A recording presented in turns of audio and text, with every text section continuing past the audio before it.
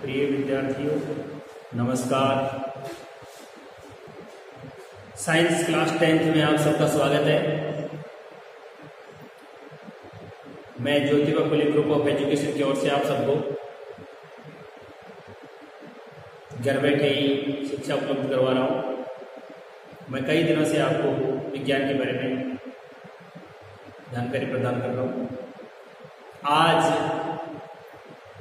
Chapter 2 खत्म होकर के चैप्टर 1 प्रारंभ होता है। पाठ का नाम है भोजन एवं मानव स्वास्थ्य। ये पाठ 4 नंबर का है। कितने नंबर का है? 4 नंबर का पाठ है।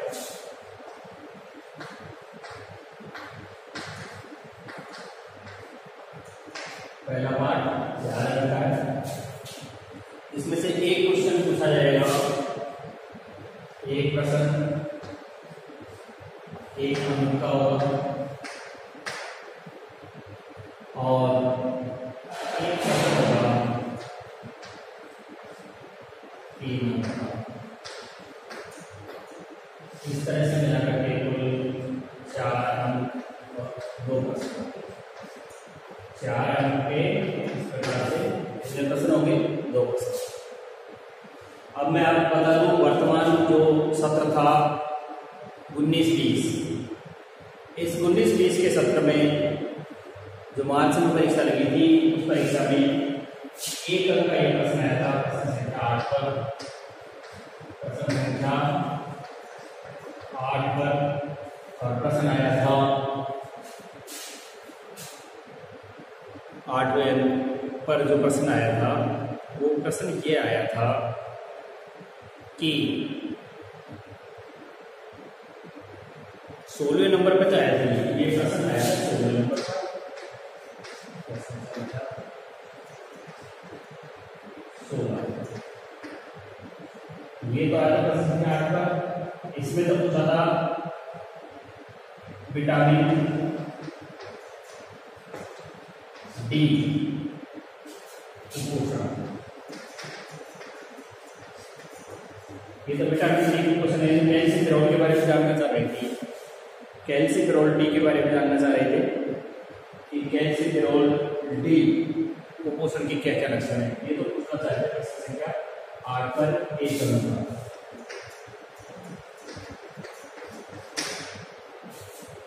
और प्रश्न संख्या 16 पर उन्होंने पूछा था 3 नंबर का क्वेश्चन, जिसमें 3 क्वेश्चन थे ए, बे और से।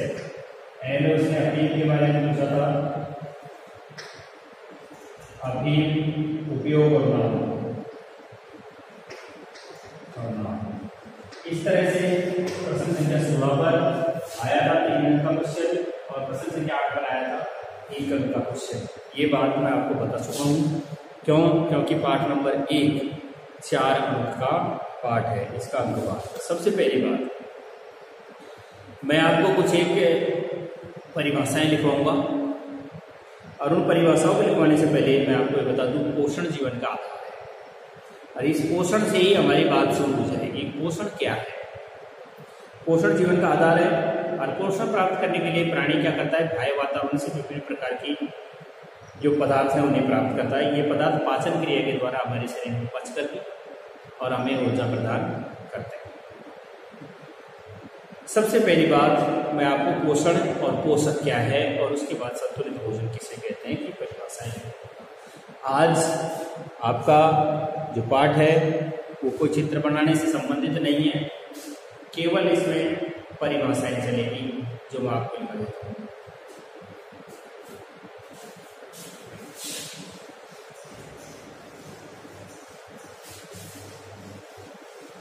भोजन एवं मानव स्वास्थ्य। पहली परिभाषा है आपकी पोषण।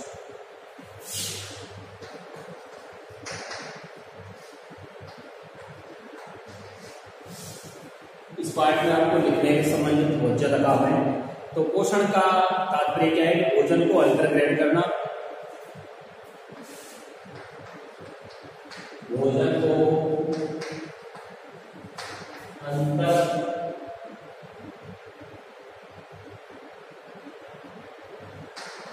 ग्रहण करना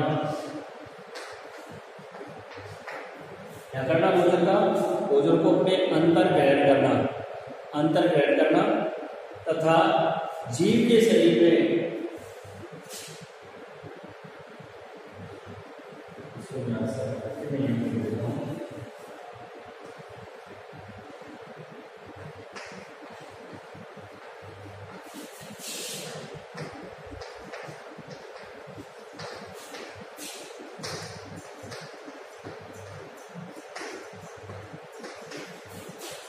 पाचन क्रिया करके क्या करना, पाचन क्रिया करके पोषक पदार्थों को प्राप्त कर लेना।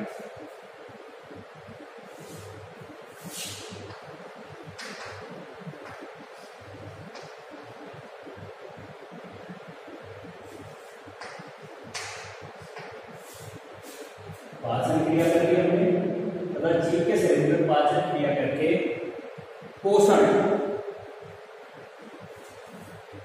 पदार्थों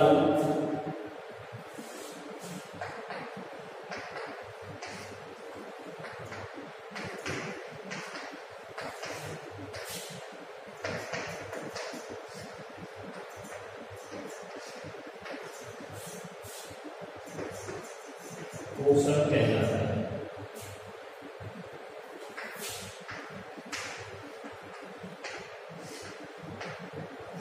अब आप पोषण का मतलब समझ गए होंगे, कैसे कहते हैं कि भोजन को अंतर्ग्रहण किया तथा जीव के शरीर में द्वारा भोजन का पाचन किया।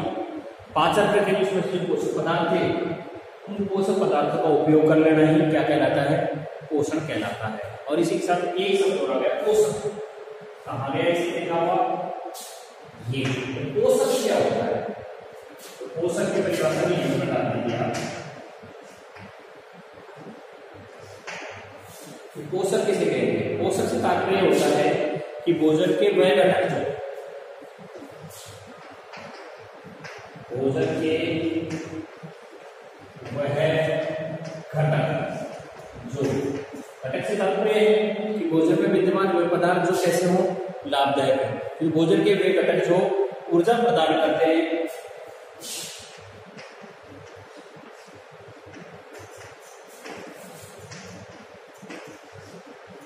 या ये भी कह सकते हैं ऊर्जा की वृद्धि करते हैं।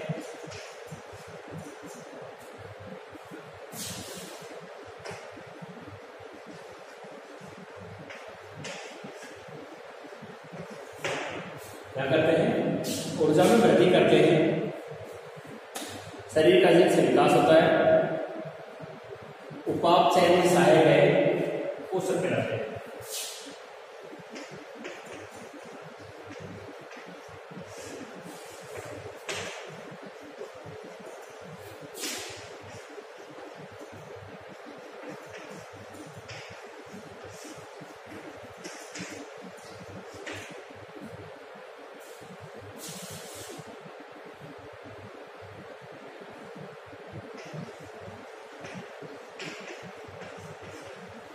दो परिभाषाएं आपको समझ में आ गई होगी कि किसे कहते हैं। इसका तात्पर्य होता है कि वृद्धि विकास हेतु पदार्थ उपलब्ध करवाते हैं, इसे क्या कहते हैं, इसमें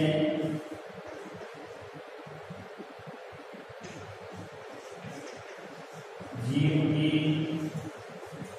वृद्धि या विकास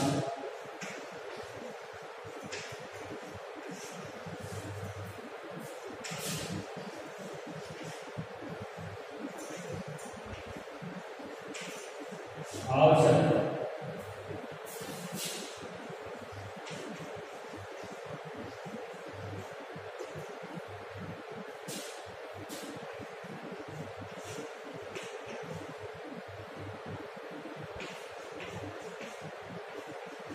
पोषक तत्व कहलाते हैं।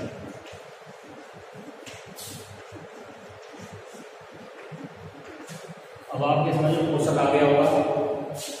तीसरा पॉइंट आ रहा है हमारा संतुलित आहार, बैलेंस्ड डाइट, जिसको हम संतुलित आहार के नाम से जानते हैं। संतुलित भोजन किसे कहेंगे, संतुलित भोजन से तात्पर्य यह है कि भोजन के वे सब अवयव जो एक उचित मात्रा में विद्यमान हो और शरीर को क्या करें, उचित अनुपात में ऊर्जा जितनी आवश्यकता है उतनी प्रदान करें, ऐसे भोजन को हम संतुलित भोजन कहते हैं।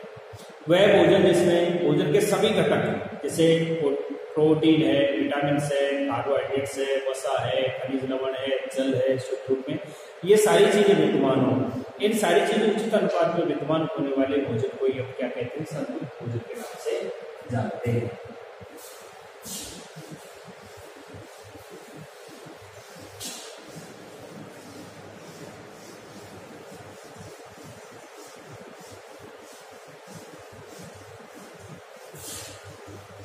बैलेंस डाइट क्या है? संतुलित भोजन।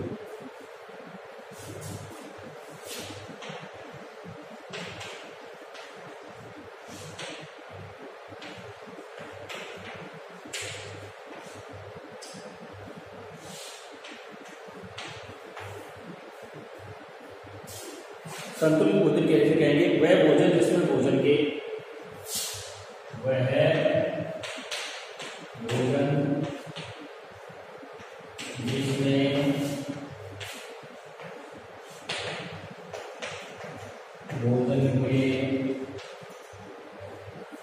सभी घटक कौन कौन से उचित मात्रा में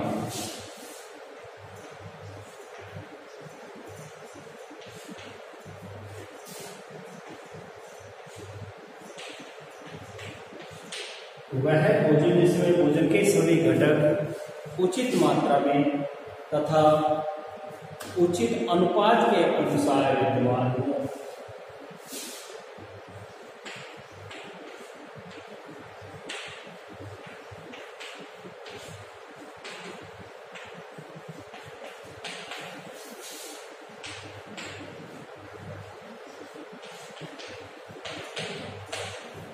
उचित मात्रा या उचित अनुपात के अनुसार उपलब्ध हो, क्या कहलाता है? संतुलित भोजन कहलाता है।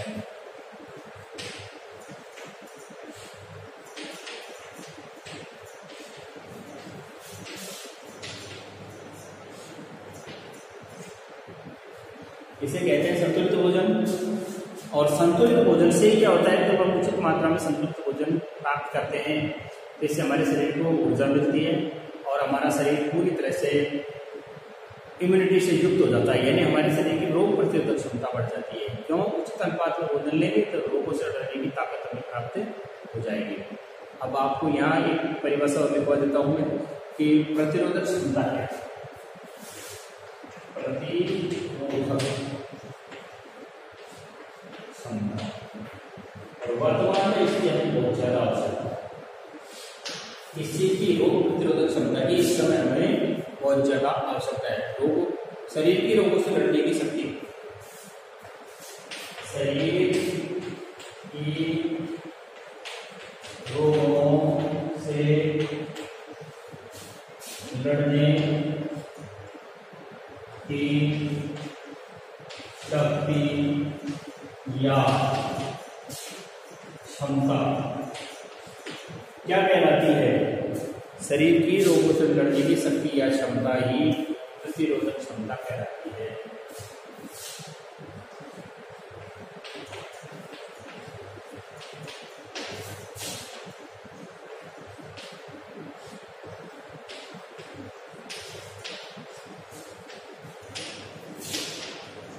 इसे हम क्या कहते हैं? रोग प्रतिरोधक क्षमता कहते हैं। अगर हमारे शरीर में रोग प्रतिरोधक क्षमता कम होगी तो बहुत सारी बीमारियां आकर के हमें क्या कर लेंगी? जकड़ देंगी, और हम फिर क्या नहीं हो पाएंगे, फिर हम उससे उबर नहीं पाएंगे। क्योंकि एक का इलाज किया जाएगा तो दूसरी हो जाएगी, दूसरे का इलाज किया जाएगा तो तीसरी बीमारी हो जाएगी, तीसरी का इलाज किया जाएगा चौथी बीमारी हो जाएगी। इस तरह से क्या होता चला जाएगा?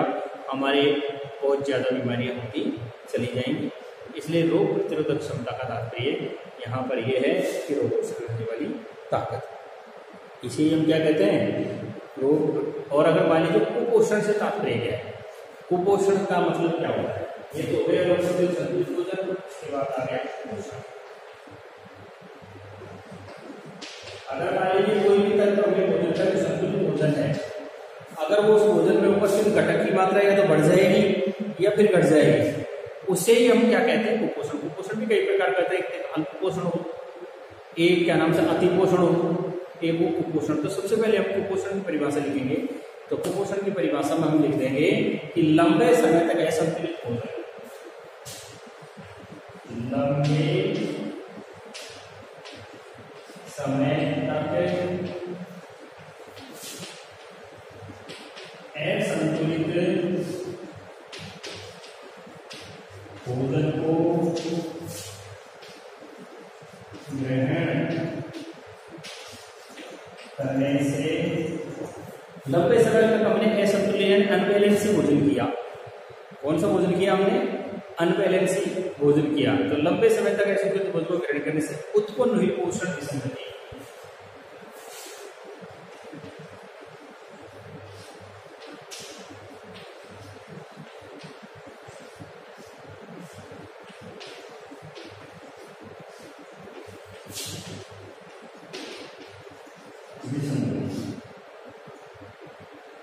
विसंगति कह दो इसको, या फिर आप इसे किस नाम से भी जान सकते हैं, रोगों की स्थिति को क्या कहते हैं? कुपोषण कहते हैं।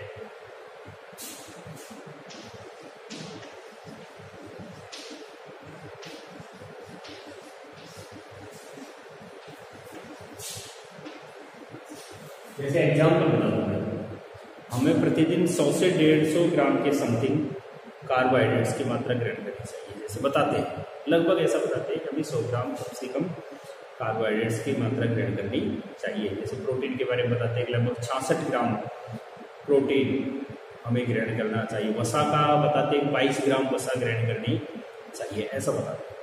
अगर मान लीजिए हम लंबे समय तक असंतुलित भोजन को ग्रहण करते रहेंगे तो हमारे शरीर में पोषण को संगति उत्पन्न हो जाएगी, असंतुलित पोषण उत्पन्न हो जाएगा। तो विसंगति इस तरह की उत्पन्न हो जाएगी, इसी स्थिति को हम कुपोषण कहते हैं। कई बार क्या होता है, अल्प पोषण, कई बार हमें पर्याप्त मात्रा में किसी पोषक तत्व की कमी लगातार होती चली जाती है, इसको हम अल्प पोषण के नाम से जानते हैं। भरपेट भोजन नहीं मिलना और इस प्रकार की स्थिति उत्पन्न होना अल्प पोषण कहता है। कई बार बहुत सी चीजों में ज्यादा मात्रा में, जैसे हमने ज्यादा मात्रा में वसा को खाया तो वसा अतिरिक्त मात्रा में जाएगी तो हमारी त्वचा के नीचे जाकर के चर्बी के रूप में एकत्रित हो जाएगी और इससे हमारे शरीर में क्या आता चला जाएगा, मोटापा आता चला जाएगा और बॉडी मास इंडेक्स हमारा बिगड़ जाएगा। और ऐसी स्थिति को हम किस नाम से जानते हैं? कुपोषण के, वो क्या नाम से, अति पोषण के नाम से जानते हैं। तो मैं आपको दोनों चीजें एक बार बता देता हूँ कि एक तो अल्प पोषण किसे कहते हैं और एक अति पोषण किसे कहते हैं।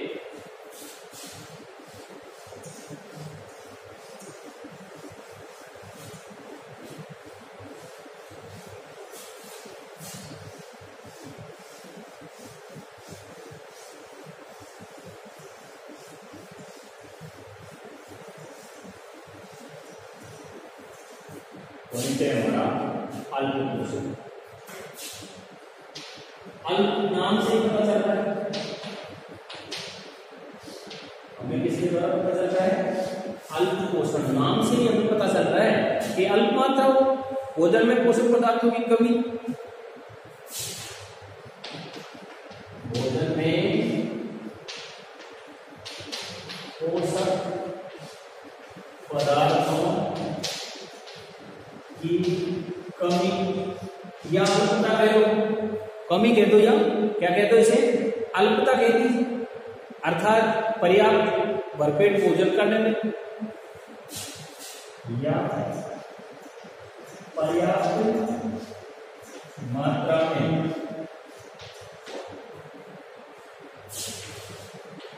भरपेट भोजन का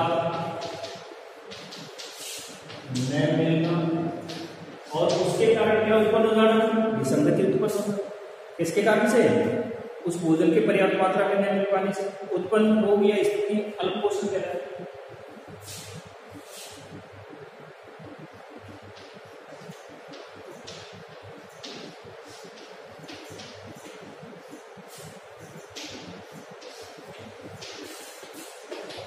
जिससे उत्पन्न विसंगति या रोग ही अल्प पोषण कहलाता है।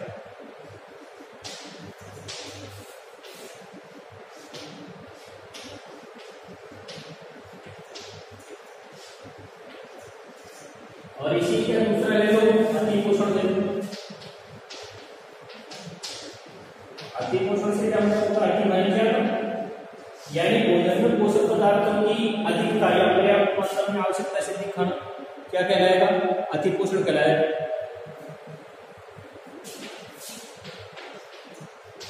भोजन में किसी पोषक तत्व जैसे वसा, चिकनाई, कार्बोहाइड्रेट,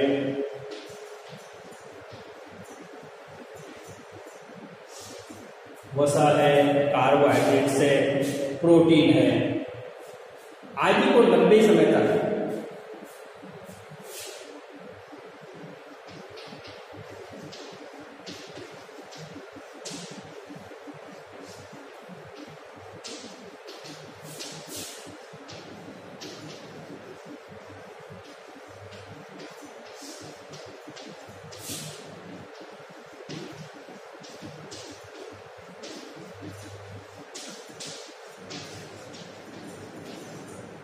आवश्यकता से अधिक ग्रहण करने से उत्पन्न विसंगति या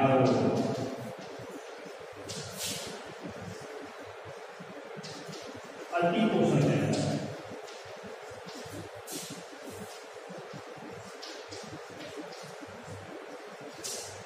अति पोषण किसे कहेंगे? कि या तो आवश्यकता से अधिक चीज हो और उसके कारण उत्पन्न हो जाते हैं, जैसे उदाहरण के रूप में मोटापा, जैसे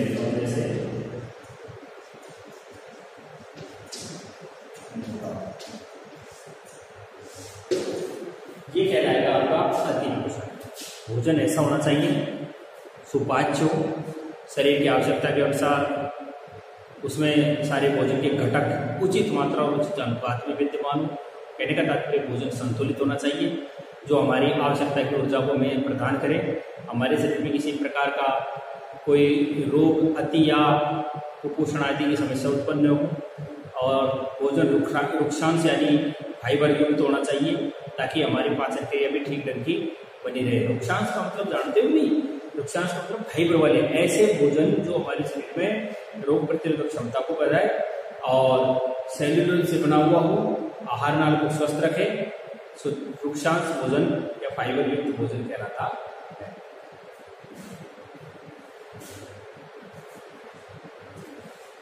मैं लिखी देता हूँ सभी।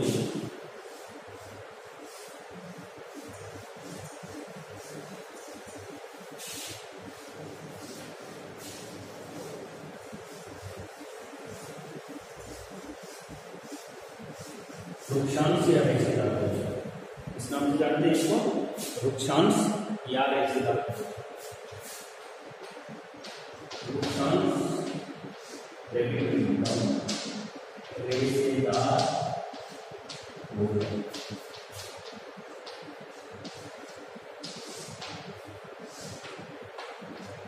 कैसा भोजन होता है रुक्षांश का मतलब? रुक्षांश का मतलब होता है कि भोजन का अपचनीय सेल्यूलोज से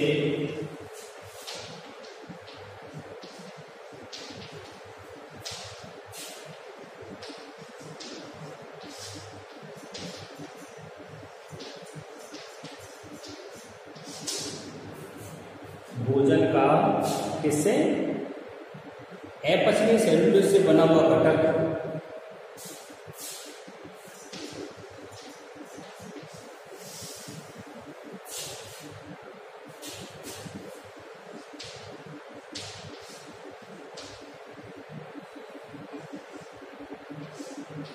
जो आहार नाल को स्वस्थ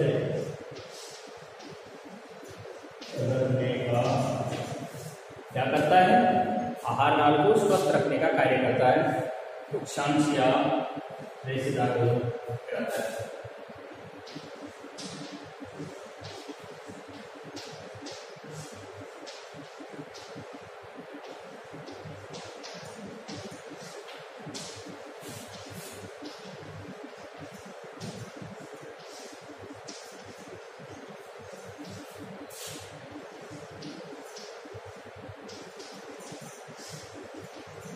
अपचनीय सेल्यूलोज से तात्पर्य क्या होता है, ये हमारी भोजन की जो अपचनीय क्षमता है, ये अपचनीय सेल्यूलोज हमारे भोजन के पास में क्या कर देता है, बढ़ा देता है। यहाँ तक की बात मैं आपको बता चुका हूँ। अब आप थोड़ा सा इसमें से देख लेंगे कि संतुलित और असंतुलित भोजन की परिभाषा मैंने आपको लिखवा दी है कि संतुलित भोजन किसे कहते हैं और असंतुलित भोजन किसे कहते हैं, ये बात मैं आपको बता चुका हूँ।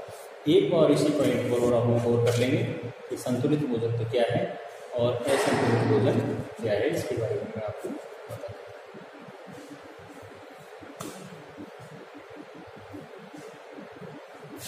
अब हमारा यहाँ के पॉइंट के बाद पॉइंट होता है संतुलित और असंतुलित।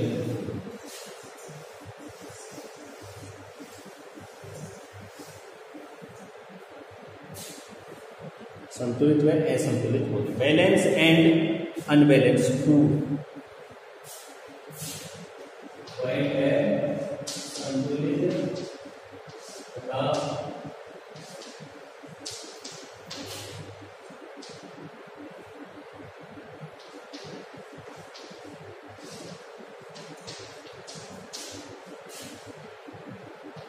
सबसे पहले पॉइंट को लिख करके इस तरह से लगाएंगे।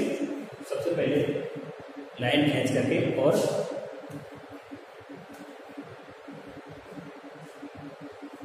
पॉइंट बना से चले जाओ। ये संतुलित भोजन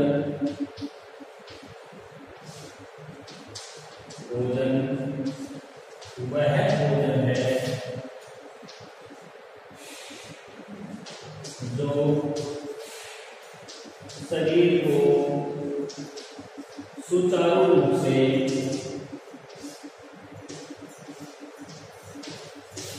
संतुलित भोजन वह है जो शरीर को सुचारू रूप से कार्य करने के लिए संपूर्ण पोषण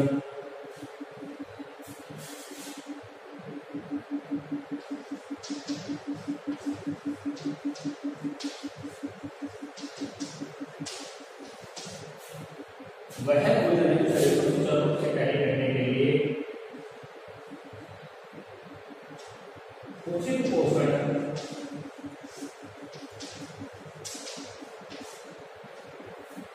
क्या कर देता हो, उपलब्ध करा देता हो।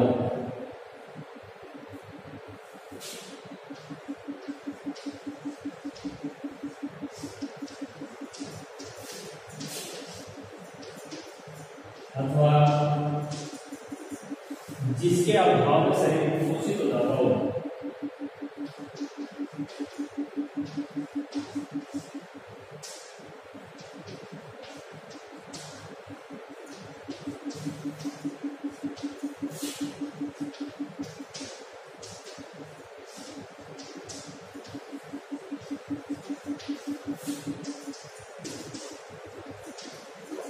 क्या कहते हैं इसे, संतुलित भोजन कहते हैं।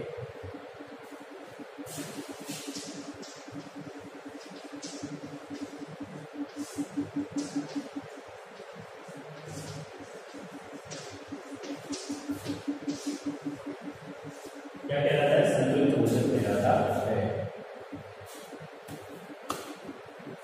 और कुपोषण कैसे दिखाई देता है मैं बताऊं। कुपोषण सबसे पहले कुपोषण शरीर में शारीरिक और मानसिक दुर्बलता यानी कमजोरी के रूप में दिखाई देता है। जो व्यक्ति कुपोषित हो जाएगा तो यह शारीरिक रूप से कमजोर होगा, अगर शारीरिक रूप से कमजोर नहीं है तो मानसिक रूप से कमजोर होगा। मानसिक या शारीरिक लंबे समय तक असंतुलित भोजन किया जाएगा तो उसमें कई प्रकार की विसंगति उत्पन्न हो जाएगी। कुपोषण का प्रमुख कारण है संतुलित पदार्थों का ठीक ढंग से नहीं मिलना या बुरी आदतें। बहुत सा व्यक्तियों को जैसे मान लीजिए सप्लीमेंट के बाहर से जो क्या नाम होते हैं पिज्जा, बर्गर, चाउमीन, पेस्ट्रीज वगैरह ये इस तरह की खाने की बुरी आदतें बढ़ जाती है। या बहुत से व्यक्तियों को अज्ञानता है, उनको यही पता नहीं है कि हमें कौन सी चीज़ खानी चाहिए और कौन सी चीज़ नहीं खानी चाहिए। या कई बार क्या होता है जीव के स्वादवश व्यक्ति लालच में आकर के कुछ ऐसी चीज़ों को खाना कर शुरू कर देता है जिनके कारण हमारे शरीर में अनबैलेंस उत्पन्न हो जाता है। तो ये सारी की सारी चीज़ें कुपोषण में आती है। और कुपोषण क्या नाम से शारीरिक और मानसिक दुर्बलताओं में दिखाई देता है। यहाँ तक के बाद मैं आपको पढ़ा चुका हूँ। अब आपके सामने यहाँ पॉइंट आ रहा है कि क्या नाम से विटामिन कुपोषण क्या है? विटामिन कुपोषण हमारे शरीर में भोजन के जो प्रमुख अवयव हैं, संतुलित भोजन के प्रमुख अवयव उनको से नंबर की सबसे पहले कार्बोहाइड्रेट्स।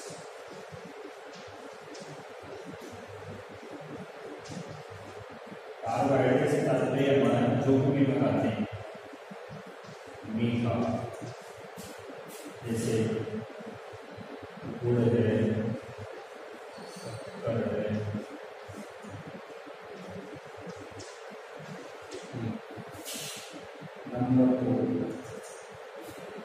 नंबर 2 में आ गया हमारे वसा।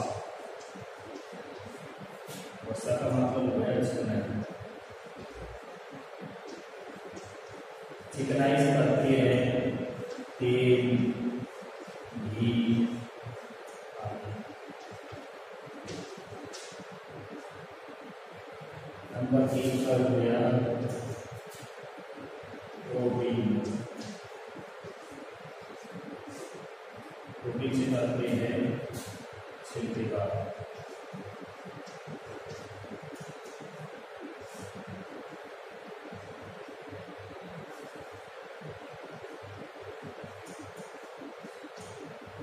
ठेकेदार से तात्पर्य जैसे दाल।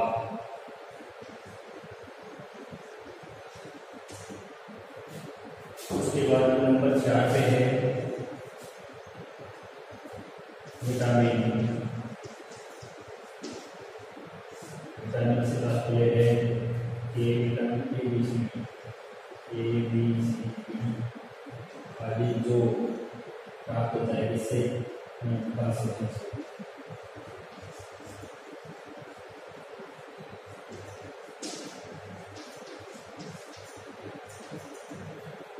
खनिज लवण।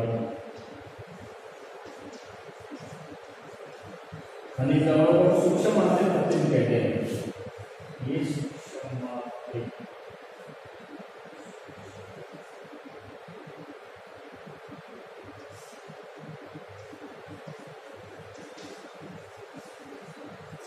मात्रा जो खनिज लवण वगैरह है ये हमें ध्यान से ड्राई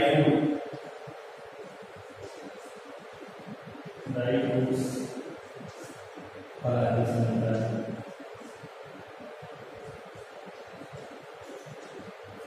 ड्राई फ्रूट्स के फलों से मिलता है। और उसके बाद नंबर 6 पे हमारा शुद्ध जल।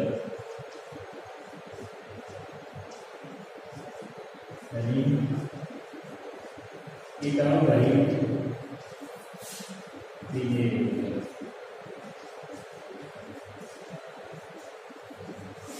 ये चीजें हमारे भोजन के प्रमुख अवयव हैं। संतुलित भोजन में ये सारी चीजें होनी चाहिए।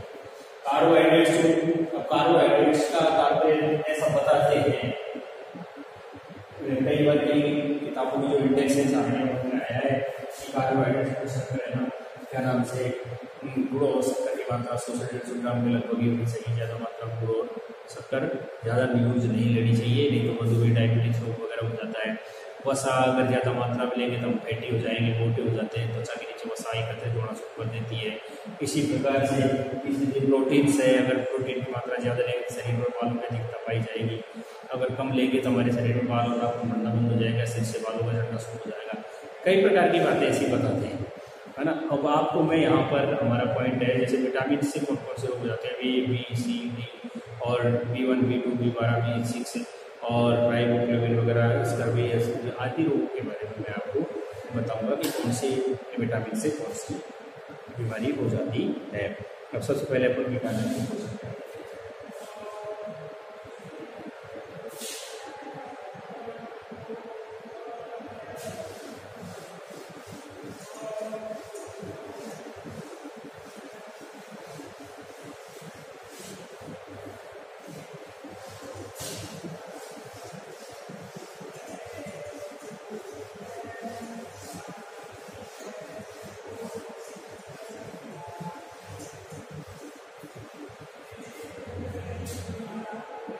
हमारा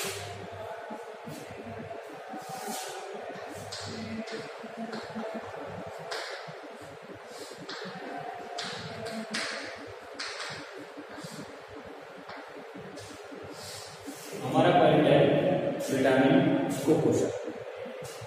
तो सबसे पहले विटामिन कुपोषण में हम परिभाषा देखेंगे। ये भोजन का सूक्ष्म भाग है। यह है भोजन का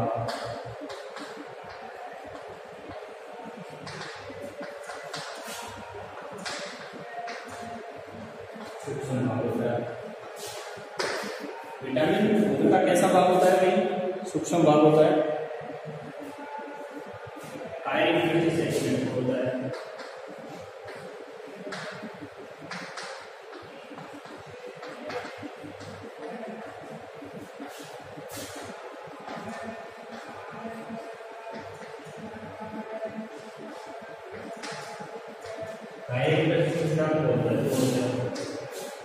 नंबर 3, इनकी सूक्ष्म मात्रा शरीर को प्रभावित करती है।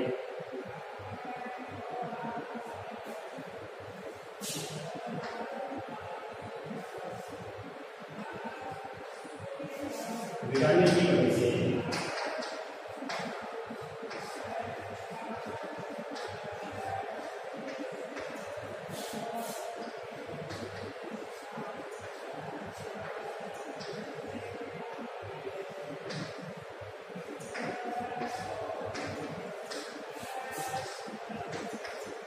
लक्षण उत्पन्न होने लगते हैं।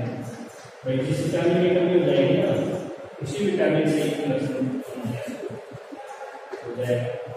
और नंबर आगे इससे आगे क्या होता है मैं आपको बता दूं। विटामिन की कमी या अधिकता तो इस प्रकार से विटामिन की कमी से अब मैं आपको यहाँ ये बताऊंगा कि कौन कौन से विटामिनों के द्वारा कौन कौन से लक्षण प्रकट होते हैं और उनके रोग उनके द्वारा क्या होता है। जैसे सबसे पहले ले लेते हैं विटामिन ए।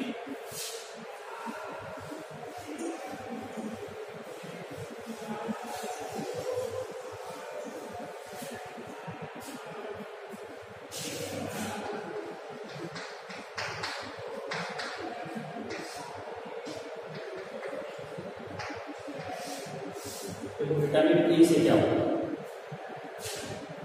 विटामिन ए की कमी से रतौंधी रोग होगा। विटामिन ए की कमी से क्या होगा? रतौंधी रोग होगा और त्वचा शुष्क होगी।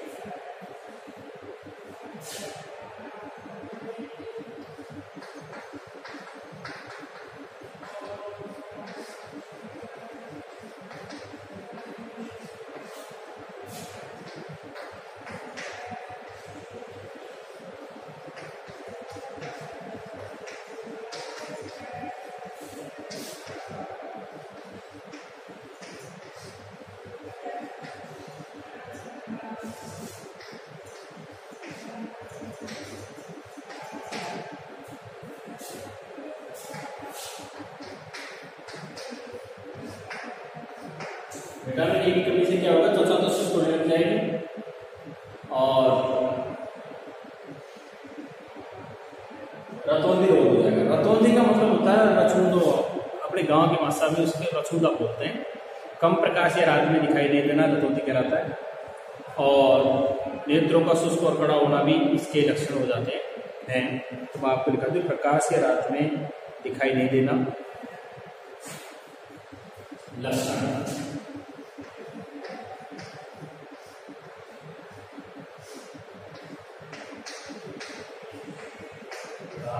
या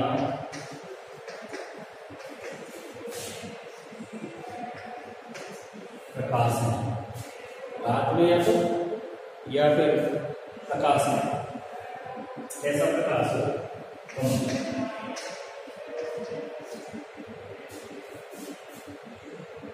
या यहाँ उसको कम प्रकाश में या कम प्रकाश की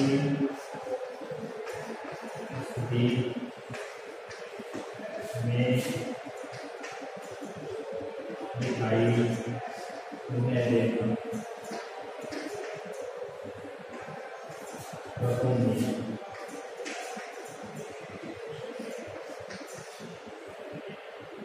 ये हो गया एक लक्षण।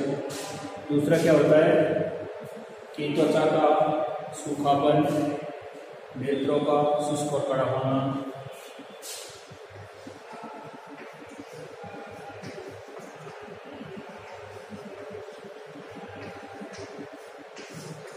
त्वचा सूखापन आना,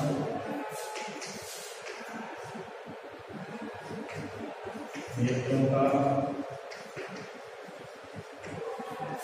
शुष्क होना,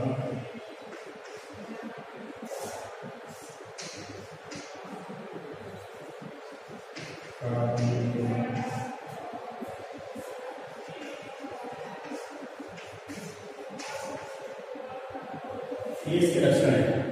या तो क्या हो जाता है कि नेत्र सूखे सूखे से हो जाते हैं, उनमें कड़ापन आ जाता है।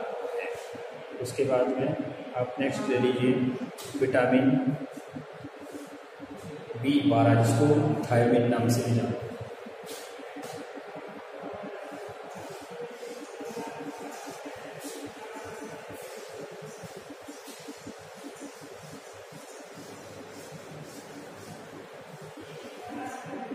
विटामिन B12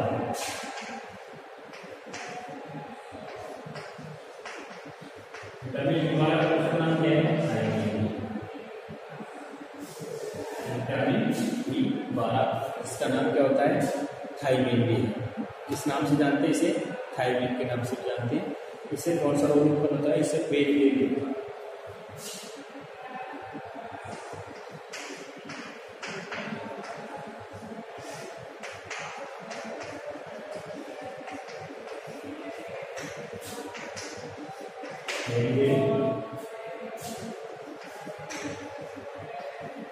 लक्षण क्या है?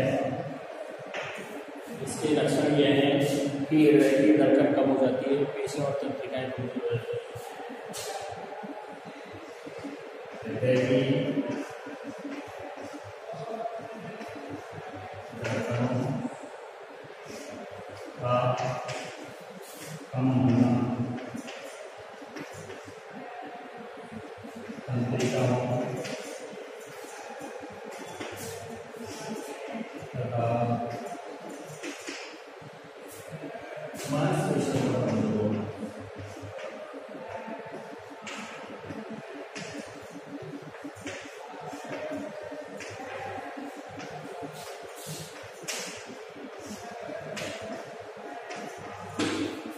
ये इसके लक्षण है। किसके?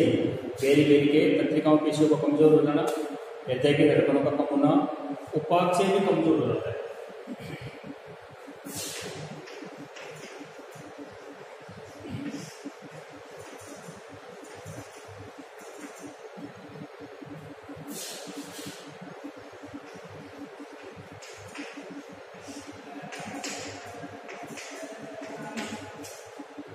ये इसके लक्षण इसके विटामिन B12 के लक्षण हो गए। अब riboflavin vitamin B2, riboflavin vitamin B2 पे आ जाइए।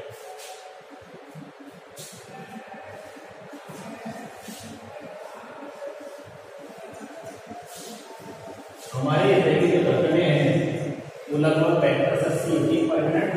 तो जैसे ही हमें बेरी बेरी रोग होगा, हमारे हृदय की धड़कनें क्या हो जाएंगी? कम हो जाएंगी। विटामिन B2 नाम है राइबोफ्लेविन।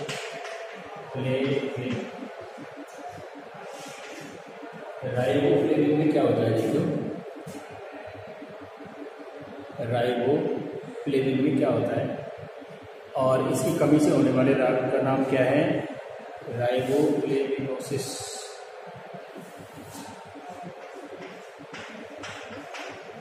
होने वाला रोग क्या है? राइबोफ्लेविनोसिस।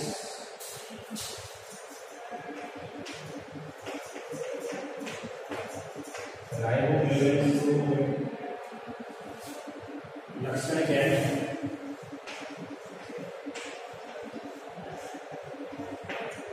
इसके लक्षण हैं कि इसके अंदर क्या हो जाता है, मुख के किनारे रोटों की त्वचा फट जाती है, मुख के किनारे रोटों की त्वचा फट जाती है और स्मृति कमजोर हो जाती है। ये इसके प्रमुख लक्षण हैं। मुख के किनारों की त्वचा का फटना तथा याददाश्त बढ़ेगी।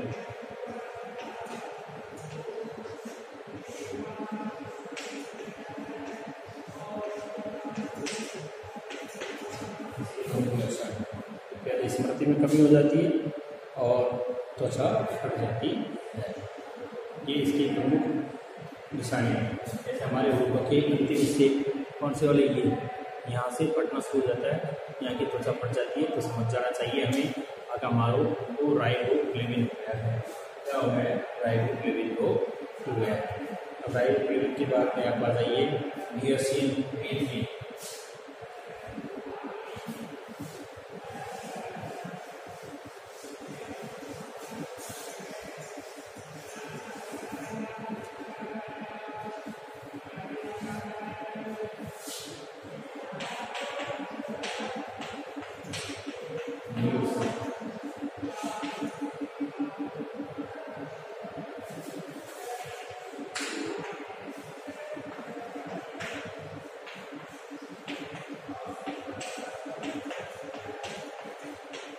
होने वाला रोग है, क्या होता है, नियोसिन पैलेग्रा रोग हो जाता है।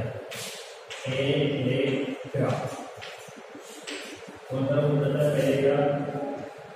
लक्षण क्या है इसमें, पैलेग्रा रोग में क्या होता है, पैलेग्रा के अंदर हम देख रहे हैं कि त्वचा पर पपड़ियाँ पड़ जाती है, जीभ पर छाले हो जाते हैं। त्वचा पर पपड़ियाँ पड़ना,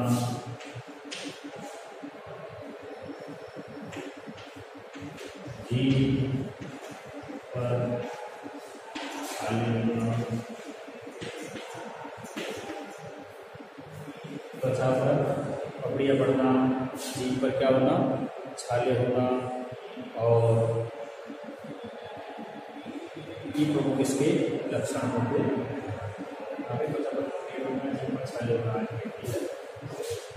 इसके बाद नेक्स्ट में आप आ जाइए विटामिन एस्कॉर्बिक अम्ल सी।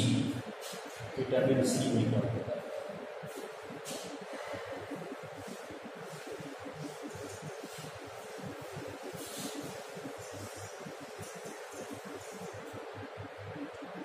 एस्कॉर्बिक अम्ल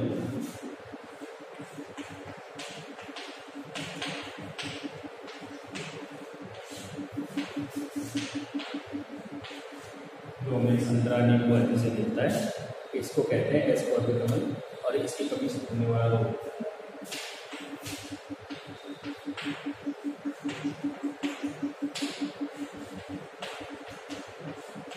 इसका भी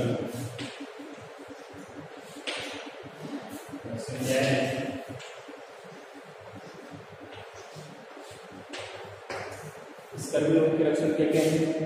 स्कर्वी रोग के अंदर देखिए क्या होता है कि मसूड़ों से खून आ जाता है, जोड़ों में दर्द रहता है, मसूड़ों से खून आना।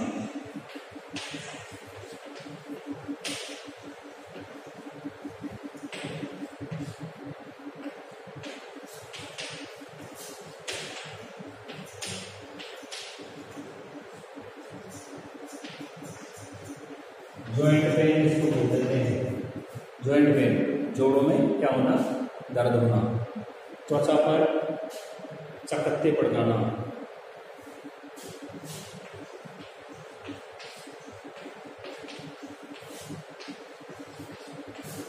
लंबे लंबे से जाते हैं, त्वचा पर चकत्ते बनते, और क्या होता है इसमें, इसको देखो कि त्वचा पर चकत्ते बन जाते हैं और रोग प्रतिरोधक क्षमता में कमी आ जाती है।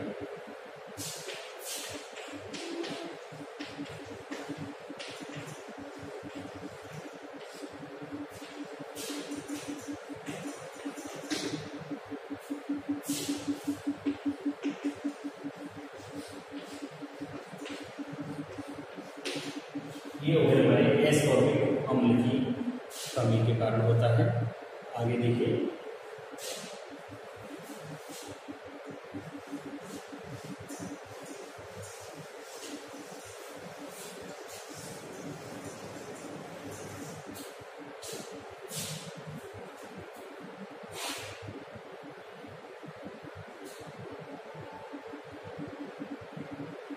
विटामिन B12 साइनोकोवैलिन इसको कहते हैं, विटामिन B12, थायमिन भी कहते हैं विटामिन B12 को। बाकी एक किताब के अंदर इसको साइनोकोवैलिन भी लिख रखा है, जिसको रक्ताल्पता कहते हैं, खून की कमी हो जाती है इसके अंदर। और किताबों में अलग अलग दे रखा है ना, तो उसके हिसाब से राइबोफ्लेविन में B2 है, उसी तरह विटामिन B12 जिसको हम साइनोकोवैलिन के नाम से जानते हैं। विटामिन B12 में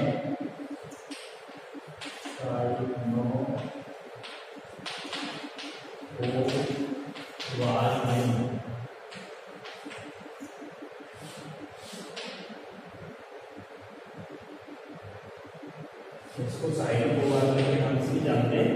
एक किताब में अलग अलग दे रखा है। विटामिन B12 का नाम बेरी बेरी में दे रखा है, धड़कन पेशियां तंत्रिका कमजोर होना। एक जगह इसको दे रखा है स्मृति का कमजोर होना, खून की कमी होना, इसमें रक्ताल्पता आ जाती है, होने वाला रक्ताल्पता है, इसको एनीमिया के नाम से जानते हैं। और लक्षणों में लिखा हुआ है कि इसमें स्मृति कमजोर हो जाती है, खून की कमी आ जाती है। स्मृति का कमजोर होना तथा रक्त की कमी।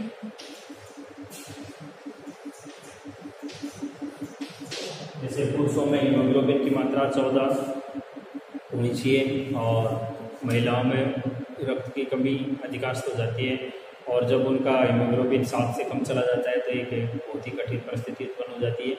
इसीलिए ये भी बताया गया है कि क्या नाम से हीमोग्लोबिन की मात्रा उचित होनी चाहिए ताकि शरीर में ऑक्सीजन पहुंचाने की क्षमता बराबर बनी रहे। यहाँ तक की बात आ गई। और विटामिन डी से होने वाला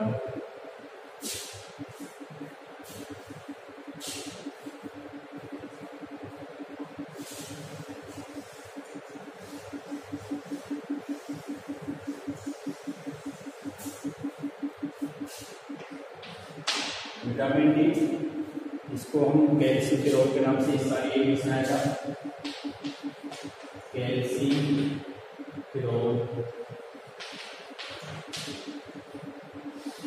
कैल्सिफेरॉल शायद होने वाला रोग क्या है, होने वाला रोग इसका नाम होता है रिकेट्स।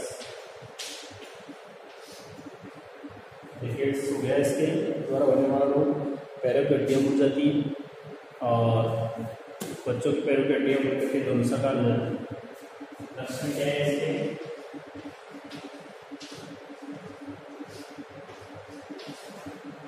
बच्चों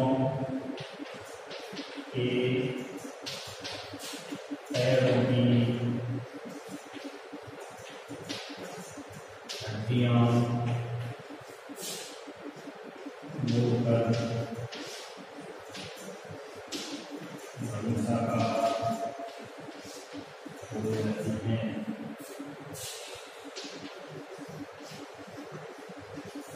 बच्चों की पैरों की हड्डियाँ मुड़ करके कैसी जाती है, धनुषाकार हो जाती है और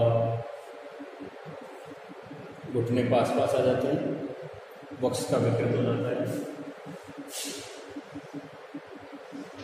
घुटने पास पास आ जाते हैं,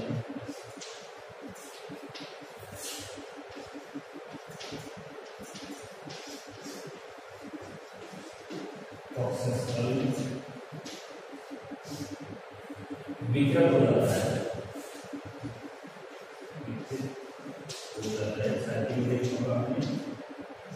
ये लक्षण है विटामिन डी के।